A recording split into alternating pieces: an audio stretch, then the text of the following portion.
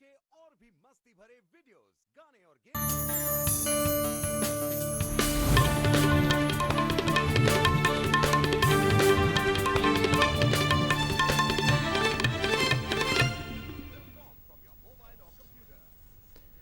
नमस्कार, खबरों के इस बुलेटिन में तुहाडा स्वागत है। मैं हाँ अमरजीत सिंह ते पहला एक नज़र चोणवीं खबरों ते। प्रधानमंत्री नरेंद्र मोदी ने पिछले साल पुलवामा हमले बारे विरोधी पार्टियां के रवैये की सख्त आलोचना की। प्रधानमंत्री ने विश्व विच अतवाद के वधदे खतरे के मद्देनज़र कौमांतरी भाईचारे नूं एकजुट होने का दिता सद्दा। भारत के लोह पुरुष सरदार वल्लभ भाई पटेल की 145वीं जन्म वर्षगांठ मौके प्रधानमंत्री नरेंद्र मोदी ने स्टैचू ऑफ यूनिटी विखे श्रद्धांजलियां भेंट कीतियां। राष्ट्रपति रामनाथ कोविंद, उप राष्ट्रपति एम वेंकैया नायडू, गृह मंत्री अमित शाह और दिल्ली के उप राज्यपाल अनिल बैजल ने भी नवी दिल्ली के पटेल चौक विखे लोह पुरुष वल्लभ भाई पटेल को श्रद्धांजलि भेंट की।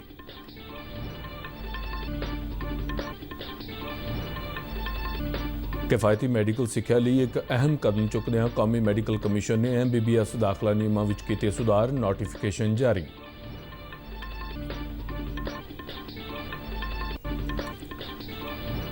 बिहार विधान सभा चोणां लई दूजे गेड़ तहत 17 जिलिਆਂ ਦੇ 94 विधान सभा हलकिਆਂ ਵਿੱਚ चोण प्रचार ਅੱਜ शाम खत्म हो जाएगा। वोटां 3 नवंबर ਨੂੰ।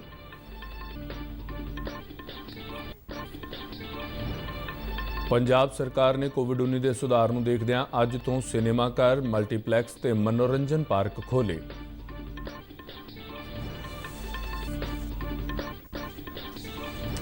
पंजाब सरकार ने वाल्मीकि जयंती मौके doctor BR Ambedkar post matric scholarship की शुरुआत। मुख्यमंत्री कैप्टन अमरिंदर सिंह ने वर्चुअल माध्यम राही भगवान वाल्मीकि जयंती संबंधी सूबा पद्धरी समागम विच कीती शिरकत। मुख्यमंत्री वालों राम तीर्थ विच ITI समेत होर कई विकास प्रोजेक्टों का नींह पत्थर रखा गया।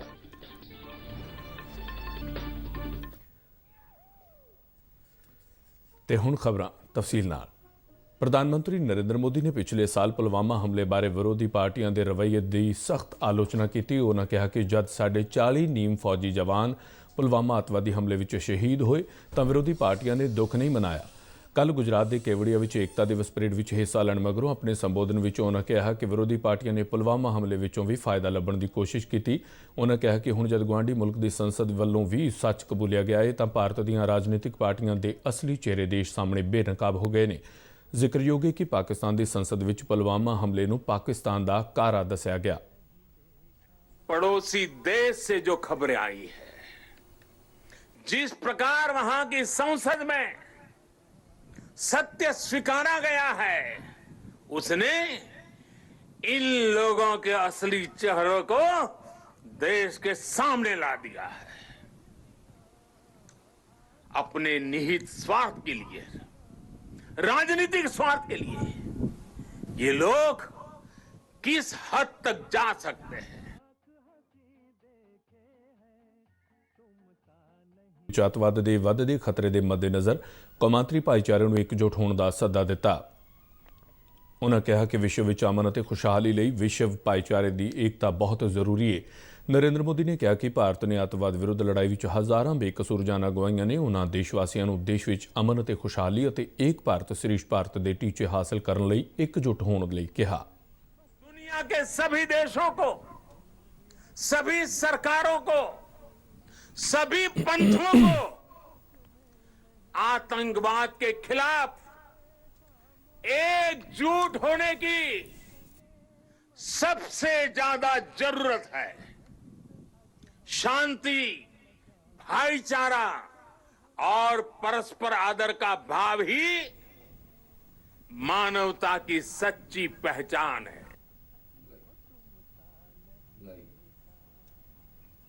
प्रधानमंत्री ने कहा कि जम्मू और कश्मीर विकास लिए बने अड़िक्यां के खत्म होने तो बाद हुण तेजी नाल तरक्की वल वध रहा है और दूजे पासे उत्तर पूर्व विच शांति समझौते मगरों यह खेतर विकास की राह ते तेजी नाल प्रगति कर रहा है।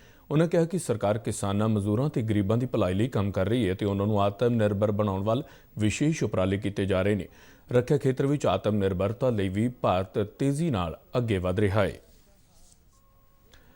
ਇਸ ਤੋਂ ਪਹਿਲਾਂ ਭਾਰਤ ਦੇ ਲੋਹ ਪੁਰਸ਼ ਸਰਦਾਰ ਵੱਲਭ ਭਾਈ ਪਟੇਲ ਦੀ 145ਵੀਂ ਜਨਮ ਵਰ੍ਹੇਗੰਢ ਮੌਕੇ ਕੱਲ੍ਹ ਪ੍ਰਧਾਨ ਮੰਤਰੀ ਨਰਿੰਦਰ ਮੋਦੀ ਨੇ ਗੁਜਰਾਤ ਦੇ ਨਰਮਦਾ ਜ਼ਿਲ੍ਹੇ ਦੇ ਕੇਵੜੀਆ ਵਿੱਚ ਵਿਸ਼ਵ ਦੇ ਸਭ ਤੋਂ ਉੱਚੇ ਬੁੱਤ ਸਟੈਚੂ ਆਫ ਯੂਨਿਟੀ ਵਿਖੇ ਸਰਦਾਰ ਪਟੇਲ ਨੂੰ ਸ਼ਰਧਾਂਜਲੀਆਂ ਭੇਟ ਕੀਤੀਆਂ।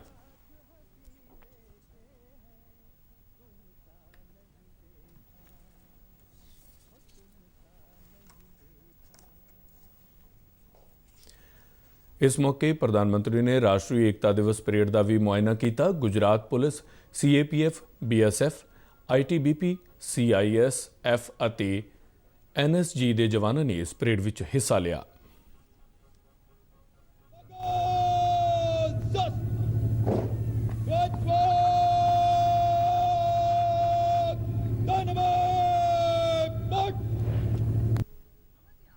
समागम मौके प्रधानमंत्री वालों एकता सौं भी चुकाई गई।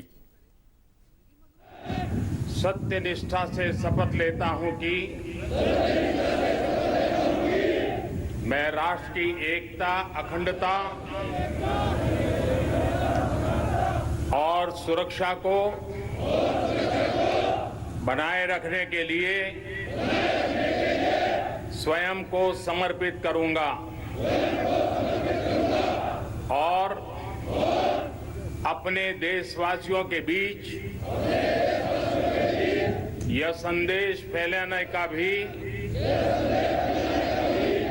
भरसक प्रयत्न करूंगा। मैं यह शपथ अपने देश की एकता की भावना से ले रहा हूं, जिसे सरदार वल्लभ भाई पटेल की दूरदर्शिता एवं कार्यों द्वारा संभव बनाया जा सके।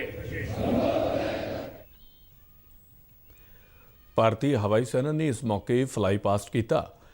प्रधानमंत्री ने CRPF दी महिला अधिकारियों की राइफल ड्रिल भी देखी।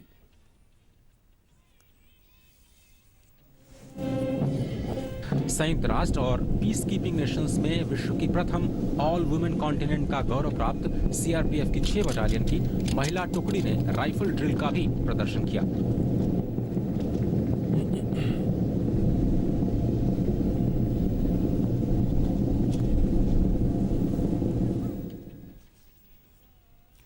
राष्ट्रपति रामनाथ कोविंद, उपराष्ट्रपति एम वेंकैया नायडू, गृह मंत्री अमित शाह ते दिल्ली के उप राज्यपाल अनिल बैजल ने भी सरदार वल्लभ भाई पटेल नूं उन्हां दे जन्म वरेगंढ ते दिल्ली के पटेल चौक स्थित उन्हां दे बुੱਤ ते फुੱਲ मालावां भेंट करके श्रद्धांजलियां दित्तियां। इस मौके अमित शाह ने लोकां नूं एकता दी सौं चुकाई। उप राष्ट्रपति एम वेंकैया नायडू ने आज़ादी मगरों ਵੱਖ-ਵੱਖ रियासतों नूं भारत विच मिलाउण वाले सरदार वल्लभ भाई पटेल नूं निੱਘੀਆਂ श्रद्धांजलियां दित्तियां। अपनी एक फेसबुक पोस्ट विच नायडू ने देश के नागरिकों नूं सरदार पटेल के सुपनिਆਂ नूं साकार करन लई रल के काम करन दा सੱਦਾ दिता। उन्हां सरदार पटेल के योगदान नूं चेते किया ते देशवासियों खास करके नवीं पीढ़ी नूं सरदार पटेल की विरासत बारे जानन अते आधुनिक भारत की उसारी लई उन्हां नूं दे बेजोड़ योगदान नूं चेते रखण दा सੱਦਾ दिता। उन्होंने भारत के एकीकरण लई सरदार पटेल दीयां यादगार प्राप्तियां की शलाघा की। ऑल इंडिया सिविल सर्विसिज की स्थापना का जिक्र करदे उप राष्ट्रपति ने कहा कि सरदार पटेल के महत्वपूर्ण योगदान विच यह भी शुमार है।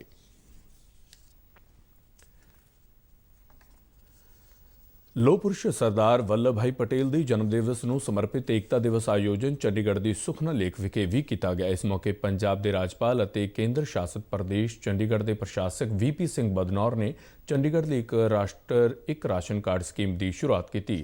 कल के इस समागम में चंडीगढ़ प्रशासक के सलाहकार मनोज परीदा, UT चंडीगढ़ के खुराक ते सप्लाई ते खपतकार मामलों बारे सकत्तर विनोद P कावले समेत होर भी कई सीनियर अधिकारी मौजूद सन। केंद्र शासित प्रदेश चंडीगढ़ एक राष्ट्र एक राशन कार्ड स्कीम नूं लागू करने वाला पहला केंद्र शासित प्रदेश बन गया है। कौमी मैडिकल कमीशन ने कफायती मैडिकल सिक्ख्या लई एक महत्वपूर्ण कदम चुकदिआं सालाना MBBS दाखला नियमां 2020 लई घट्टो घੱਟ ਜ਼ਰੂਰਤਾਂ बारे एक नोटिफिकेशन जारी किया। यह नोटिफिकेशन कल जारी किया गया, जिस विच साबका मैडिकल कौंसल ऑफ इंडिया दे मैडिकल कालजां 1999 के घट्टो घੱਟ लोड़ां वाले नियमां नूं बदल दिता गया है। सेहत ते परिवार भलाई मंत्रालय अनुसार नਵੇਂ नियमां नूं ਉਹਨਾਂ ਸਾਰੇ ਪ੍ਰਸਤਾਵਿਤ ਮੈਡੀਕਲ ਕਾਲਜਾਂ ਤੇ ਲਾਗੂ ਹੋਣਗੇ ਜੋ ਸਥਾਪਿਤ ਕੀਤੇ ਜਾਣਗੇ। ਇਹ ਨਿਯਮ ਉਹਨਾਂ ਮੌਜੂਦਾ ਮੈਡੀਕਲ ਕਾਲਜਾਂ ਤੇ ਵੀ ਲਾਗੂ ਹੋਣਗੇ ਜਿਨ੍ਹਾਂ ਦਾ ਅਕਾਦਮਿਕ ਸਾਲ 2021-22 ਲਈ ਸਾਲਾਨਾ MBBS ਸੀਟਾਂ ਵਧਾਉਣ ਦਾ ਪ੍ਰਸਤਾਵ ਹੈ। ਇਸ ਬਦਲਾਅ ਦੌਰਾਨ ਮੌਜੂਦਾ ਮੈਡੀਕਲ ਕਾਲਜਾਂ ਵਿੱਚ ਸੰਬੰਧਿਤ ਮੌਜੂਦਾ ਨਿਯਮ ਲਾਗੂ ਰਹਿਣਗੇ ਜੋ ਮੌਜੂਦਾ ਨੋਟੀਫਿਕੇਸ਼ਨ ਤੋਂ ਪਹਿਲਾਂ ਲਾਗੂ ਨੇ। ਨਵੇਂ ਨਿਯਮਾਂ ਅਨੁਸਾਰ ਵਿਦਿਆਰਥੀਆਂ ਦੀ ਸਿਖਲਾਈ ਲਈ ਅਤਿਆਧੁਨਿਕ ਸਕਿੱਲਜ਼ ਲੈਬਾਰਟਰੀ ਹੋਣੀ ਜ਼ਰੂਰੀ ਹੈ। ਇਸ ਨਵੇਂ ਨਿਯਮਾਂ ਵਿੱਚ ਨਵੇਂ ਮੈਡੀਕਲ ਕਾਲਜ ਨੂੰ ਸਥਾਪਿਤ ਕਰਨ ਤੋਂ ਘੱਟੋ-ਘੱਟ 2 ਸਾਲ ਪਹਿਲਾਂ ਤੋਂ ਇੱਕ ਪੂਰੀ ਤਰ੍ਹਾਂ ਕੰਮ ਕਰ ਰਿਹਾ 300 ਬੈੱਡਾਂ ਵਾਲਾ ਮਲਟੀ ਸਪੈਸ਼ਲਿਟੀ ਹਸਪਤਾਲ ਹੋਣਾ ਵੀ ਜ਼ਰੂਰੀ ਹੈ।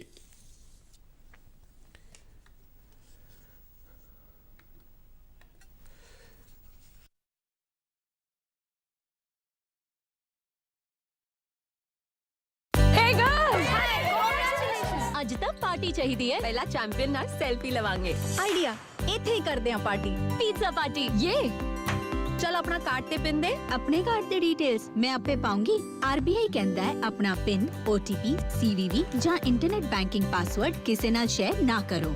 ਆਨਲਾਈਨ ਬੈਂਕਿੰਗ ਸਿਰਫ ਆਪਣੇ ਕੰਪਿਊਟਰ, ਮੋਬਾਈਲ ਅਤੇ ਸਿਕਿਉਰ ਨੈਟਵਰਕ ਤੇ ਕਰੋ। Bye girls. ਕਿੱਥੇ ਜਾ ਰਹੀ ਹੈ? सुनिया नहीं, नो शेयरिंग। ਆਰਬੀਆਈ ਕਹਿੰਦਾ ਹੈ ਜਾਣਕਾਰ ਬਣੋ, ਸਚੇਤ ਰਹੋ। ਬਿਹਾਰ ਵਿਧਾਨ ਸਭਾ ਚੋਣਾਂ ਲਈ ਦੂਜੇ ਗੇੜ ਤਹਿਤ 17 ਜ਼ਿਲ੍ਹਿਆਂ ਦੇ 94 ਵਿਧਾਨ ਸਭਾ ਹਲਕਿਆਂ ਲਈ ਚੋਣ ਪ੍ਰਚਾਰ ਅੱਜ ਸ਼ਾਮ ਖਤਮ ਹੋ ਜਾਵੇਗਾ। ਇਸ ਗੇੜ ਦੌਰਾਨ ਉੱਤਰੀ ਬਿਹਾਰ ਦੇ ਜ਼ਿਲ੍ਹੇ ਵਿੱਚ ਪੈਂਦੇ ਵਿਧਾਨ ਸਭਾ ਹਲਕਿਆਂ ਲਈ ਵੋਟਾਂ 3 ਨਵੰਬਰ ਨੂੰ ਪਾਈਆਂ ਜਾਣਗੀਆਂ। ਇਸ ਗੇੜ ਦੌਰਾਨ ਵੋਟਰ 146 ਮਹਿਲਾ ਉਮੀਦਵਾਰਾਂ ਸਮੇਤ 1463 ਉਮੀਦਵਾਰਾਂ ਦੀ ਸਿਆਸੀ ਕਿਸਮਤ ਦਾ ਫੈਸਲਾ ਕਰਨਗੇ। ਇਸ ਗੇੜ ਲਈ ਪ੍ਰਚਾਰ ਸਿਖਰ ਤੇ ਹੋਣ ਕਰਕੇ ਸਾਰੀਆਂ ਸਿਆਸੀ ਪਾਰਟੀਆਂ, ਸਟਾਰ ਕੰਪੇਨਰ ਤੇ ਸੀਨੀਅਰ ਨੇਤਾ ਵੋਟਰਾਂ ਨੂੰ ਆਪਣੇ ਹੱਕ ਵਿੱਚ ਕਰਨ ਲਈ ਪੂਰੀ ਵਾਹ ਲਾ ਰਹੇ ਨੇ। ਚੋਣ ਕਮਿਸ਼ਨ ਨੇ ਕਿਹਾ ਹੈ ਕਿ ਬਿਹਾਰ ਵਿਧਾਨ ਸਭਾ ਚੋਣਾਂ ਲਈ ਭਾਜਪਾ ਵੱਲੋਂ ਜਾਰੀ ਮੈਨੀਫੈਸਟੋ ਵਿੱਚ ਕੋਵਿਡ-19 ਦਾ ਟੀਕਾ ਮੁਫਤ ਦੇਣ ਦਾ ਵਾਅਦਾ ਕਰਨਾ ਆਦਰਸ਼ ਚੋਣਾਂ ਜ਼ਾਬਤੇ ਦੀ ਉਲੰਘਣਾ ਨਹੀਂ ਹੈ। ਆਰਟੀਆਈ ਕਾਰਜਕਰਤਾ ਸੰਕੇਤ ਗੋਖਲੇ ਦੀ ਸ਼ਿਕਾਇਤ ਤੇ ਜਵਾਬ ਦਿੰਦਿਆਂ ਕਮਿਸ਼ਨ ਨੇ ਕਿਹਾ ਹੈ ਕਿ ਉਹ ਇਸ ਸਿੱਟੇ ਤੇ ਪਹੁੰਚੀ ਹੈ ਕਿ ਮਾਮਲੇ ਵਿੱਚ ਆਦਰਸ਼ ਚੋਣ ਜ਼ਾਬਤੇ ਦੀ ਉਲੰਘਣਾ ਨਹੀਂ ਹੋਈ। ਸੰਕੇਤ ਗੋਖਲੇ ਨੇ ਦਾਅਵਾ ਕੀਤਾ ਸੀ ਕਿ ਮੁਫਤ ਟੀਕੇ ਦਾ ਵਾਅਦਾ ਪੱਖਪਾਤਪੂਰਨ ਅਤੇ ਚੋਣ ਦੌਰਾਨ ਕੇਂਦਰ ਸਰਕਾਰ ਵੱਲੋਂ ਸੱਤਾ ਦੀ ਗਲਤ ਵਰਤੋਂ ਹੈ। ਚੋਣ ਕਮਿਸ਼ਨ ਨੇ ਜ਼ਾਬਤੇ ਦੇ 8ਵੇਂ ਭਾਗ ਵਿੱਚ ਚੋਣ ਮੈਨੀਫੈਸਟੋ ਨੂੰ ਲੈ ਕੇ ਜਾਰੀ ਦਿਸ਼ਾ ਨਿਰਦੇਸ਼ਾਂ ਦਾ ਹਵਾਲਾ ਦਿੰਦਿਆਂ ਸਿੱਟਾ ਕੱਢਿਆ ਕਿ ਮੁਫਤ ਟੀਕੇ ਦਾ ਵਾਅਦਾ ਨਿਯਮਾਂ ਦੀ ਉਲੰਘਣਾ ਨਹੀਂ ਕਰਦਾ। ਚੋਣ ਕਮਿਸ਼ਨ ਦਾ ਕਹਿਣਾ ਸੀ ਕਿ ਸੰਵਿਧਾਨ ਵਿੱਚ ਸਟੇਟ ਦੇ ਨੀਤੀ ਨਿਰਦੇਸ਼ਕ ਸਿਧਾਂਤਾਂ ਵਿੱਚ ਕਿਹਾ ਗਿਆ ਹੈ ਕਿ ਸਰਕਾਰ ਨਾਗਰਿਕਾਂ ਦੇ ਕਲਿਆਣ ਲਈ ਯੋਜਨਾਵਾਂ ਬਣਾਏਗੀ ਅਤੇ ਅਜਿਹੇ ਵਿੱਚ ਚੋਣ ਮੈਨੀਫੈਸਟੋ ਵਿੱਚ ਅਜਿਹੀ ਕਲਿਆਣਕਾਰੀ ਯੋਜਨਾ ਨੂੰ ਲਾਗੂ ਕਰਨ ਦੇ ਵਾਅਦੇ ਤੇ ਕੋਈ ਇਤਰਾਜ਼ ਨਹੀਂ ਹੋ ਸਕਦਾ। ਕਮਿਸ਼ਨ ਨੇ ਚੋਣ ਜ਼ਾਬਤੇ ਦੇ ਇੱਕ ਹੋਰ ਪ੍ਰਬੰਧ ਦਾ ਜ਼ਿਕਰ ਕਰਦਿਆਂ ਕਿਹਾ ਕਿ ਵੋਟਰਾਂ ਦਾ ਵਿਸ਼ਵਾਸ ਸਿਰਫ ਉਹਨਾਂ ਵਾਅਦਿਆਂ ਤੇ ਭਰੋਸੇ ਦੇ ਹਾਸਲ ਕਰਨ ਦੀ ਕੋਸ਼ਿਸ਼ ਕੀਤੀ ਜਾਣੀ ਚਾਹੀਦੀ ਹੈ ਜਿਨ੍ਹਾਂ ਨੂੰ ਪੂਰਾ ਕੀਤਾ ਜਾ ਸਕੇ। ਪੰਜਾਬ ਸਰਕਾਰ ਨੇ ਕੋਵਿਡ-19 ਦੇ ਸੁਧਾਰ ਨੂੰ ਦੇਖਦਿਆਂ ਅੱਜ ਤੋਂ ਸਿਨੇਮਾਘਰ, ਮਲਟੀਪਲੈਕਸ ਅਤੇ ਮਨੋਰੰਜਨ ਪਾਰਕ ਖੋਲ੍ਹਣ ਦਾ ਫੈਸਲਾ ਕੀਤਾ ਹੈ। ਪੰਜਾਬ ਸਰਕਾਰ ਨੇ ਕੋਵਿਡ-19 ਨਾਲ ਪ੍ਰਭਾਵਿਤ ਕੰਟੇਨਮੈਂਟ ਜ਼ੋਨਾਂ ਵਿੱਚ ਲਾਕਡਾਊਨ ਦੀ ਪ੍ਰਕਿਰਿਆ 3 ਨਵੰਬਰ ਤੱਕ ਵਧਾ ਦਿੱਤੀ ਹੈ। ਸੂਬੇ ਦੇ ਗ੍ਰਹਿ ਤੇ ਨਿਆਂ ਵਿਭਾਗ ਨੇ ਇਸ ਸੰਬੰਧ ਵਿੱਚ ਸਾਰੇ ਡਿਵੀਜ਼ਨਲ ਕਮਿਸ਼ਨਰਾਂ ਤੇ ਡਿਪਟੀ ਕਮਿਸ਼ਨਰਾਂ ਨੂੰ ਹੁਕਮ ਜਾਰੀ ਕਰ ਦਿੱਤੇ ਨੇ। ਨਵੇਂ ਦਿਸ਼ਾ ਨਿਰਦੇਸ਼ਾਂ ਅਨੁਸਾਰ ਅੱਜ ਤੋਂ 3 ਨਵੰਬਰ ਤੱਕ ਕੰਟੇਨਮੈਂਟ ਜ਼ੋਨਾਂ ਦੇ ਬਾਹਰੀ ਖੇਤਰਾਂ ਵਿੱਚ ਸਿਨੇਮਾਘਰ ਅਤੇ ਮਲਟੀਪਲੈਕਸਾਂ ਨੂੰ ਬੈਠਣ ਦੀ ਸਮਰੱਥਾ ਨਾਲ ਖੋਲ੍ਹਣ ਦੀ ਆਗਿਆ ਦੇ ਦਿੱਤੀ ਹੈ। ਇਸ ਦੇ ਨਾਲ ਹੀ ਕੰਟੇਨਮੈਂਟ ਜ਼ੋਨਾਂ ਦੇ ਬਾਹਰੀ ਖੇਤਰਾਂ ਵਿੱਚ ਮਨੋਰੰਜਨ ਪਾਰਕ ਅਤੇ ਅਜਿਹੀਆਂ ਹੋਰ ਥਾਵਾਂ ਵੀ ਖੋਲ੍ਹਣ ਦੀ ਮਨਜ਼ੂਰੀ ਦਿੱਤੀ ਗਈ ਹੈ। ਪੰਜਾਬ ਭਰ ਵਿੱਚ ਕੱਲ੍ਹ ਮਹਾਰਿਸ਼ੀ ਵਾਲਮੀਕੀ ਜਯੰਤੀ ਪੂਰੇ ਉਤਸ਼ਾਹ ਤੇ ਧਾਰਮਿਕ ਸ਼ਰਧਾ ਨਾਲ ਮਨਾਈ ਗਈ। ਇਸ ਮੌਕੇ ਕਈ ਥਾਈਂ ਸਮਾਗਮ ਕੀਤੇ ਗਏ। ਪੰਜਾਬ ਸਰਕਾਰ ਵੱਲੋਂ ਵੀ ਵਾਲਮੀਕੀ ਜਯੰਤੀ ਮੌਕੇ ਮੁੱਖ ਸਮਾਗਮ ਅੰਮ੍ਰਿਤਸਰ ਨੇੜੇ ਸ੍ਰੀ ਰਾਮ ਤੀਰਥ ਵਿਖੇ ਆਯੋਜਿਤ ਕੀਤਾ ਗਿਆ, ਜਿਸ ਵਿੱਚ ਪੰਜਾਬ ਦੇ ਮੁੱਖ ਮੰਤਰੀ ਕੈਪਟਨ ਅਮਰਿੰਦਰ ਸਿੰਘ ਨੇ ਵਰਚੁਅਲ ਮਾਧਿਅਮ ਰਾਹੀਂ ਸ਼ਿਰਕਤ ਕੀਤੀ। ਵਾਲਮੀਕੀ ਜਯੰਤੀ ਮੌਕੇ ਪੰਜਾਬ ਸਰਕਾਰ ਵੱਲੋਂ doctor BR Ambedkar post matric scholarship ਦੀ ਸ਼ੁਰੂਆਤ ਕੀਤੀ ਗਈ। ਇਸ ਤੋਂ ਇਲਾਵਾ ਰਾਮ ਤੀਰਥ ਵਿਖੇ ਕਈ ਵਿਕਾਸ ਪ੍ਰੋਜੈਕਟਾਂ ਦੀ ਨੀਂਹ ਪੱਥਰ ਵੀ ਰੱਖੇ ਗਏ। ਮੁੱਖ ਮੰਤਰੀ ਕੈਪਟਨ ਅਮਰਿੰਦਰ ਸਿੰਘ ਨੇ ਦੱਸਿਆ ਕਿ ਪੋਸਟ ਮੈਟ੍ਰਿਕ ਸਕਾਲਰਸ਼ਿਪ ਤੇ ਸਰਕਾਰ ਵੱਲੋਂ ਸਾਲਾਨਾ 550 ਕਰੋੜ ਰੁਪਏ ਖਰਚਿਆ ਜਾਵੇਗਾ। ਇਸ ਮੌਕੇ ਮੁੱਖ ਮੰਤਰੀ ਵੱਲੋਂ ਰਾਮ ਤੀਰਥ ਵਿਖੇ ITI ਦਾ ਵਰਚੁਅਲ ਉਦਘਾਟਨ ਕੀਤਾ ਗਿਆ।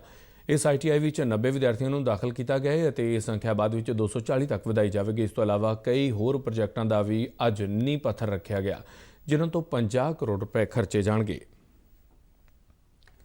ਚੌਥੀ ਪਾਤਸ਼ਾਹੀ ਸ੍ਰੀ ਗੁਰੂ ਰਾਮਦਾਸ ਜੀ ਦੇ ਪ੍ਰਕਾਸ਼ ਪੁਰਬ ਸਮਾਗਮਾਂ ਨੂੰ ਸਮਰਪਿਤ ਸ਼੍ਰੋਮਣੀ ਗੁਰਦੁਆਰਾ ਪ੍ਰਬੰਧਕ ਕਮੇਟੀ ਵੱਲੋਂ ਅੰਮ੍ਰਿਤਸਰ ਵਿੱਚ ਕੱਲ੍ਹ ਧਾਰਮਿਕ ਸਭਾ, ਸੁਸਾਇਟੀਆਂ ਅਤੇ ਸੰਗਤਾਂ ਦੇ ਸਹਿਯੋਗ ਨਾਲ ਵਿਸ਼ਾਲ ਨਗਰ ਕੀਰਤਨ ਸਜਾਇਆ ਗਿਆ।